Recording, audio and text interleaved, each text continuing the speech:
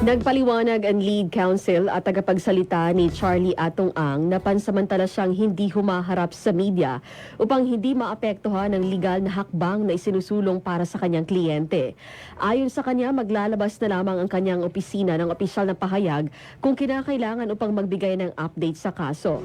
Inihayag din niya kahapon na magsusumite ang depensa ni Ang ng omnibus motion upang ipangwalang bisa ang warrant of arrest na ilabas ng korte sa Laguna kaugnay sa pagkawala ng mga sabongero. Umaasa ang kampo ni Ang na agad na magtakda ng pagdinig ang korte sa kanilang mosyon sa susunod na linggo.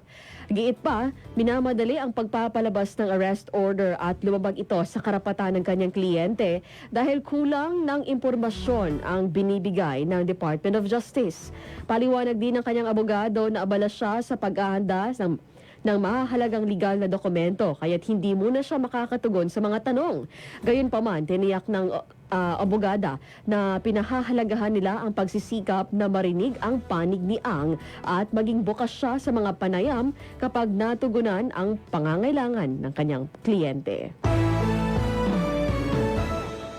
Gumawa ng microsite ang International Criminal Court kung saan ang mga witness ay maaring ilagay ang mga impormasyon ng mga nangyaring krimen sa war on drugs noong panahon ni dating Pangulong Duterte.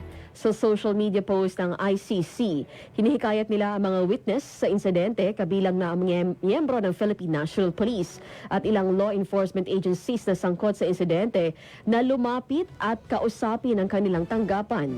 Nagsasagawa kasi ng investigasyon ng Office of the Prosecutor ng ICC sa umano'y crime against humanity nang naganap sa Pilipinas, kabilang ang patayan, torture, sexual violence na bahagi ng war on drugs na naganap mula 2011 hanggang March 2019.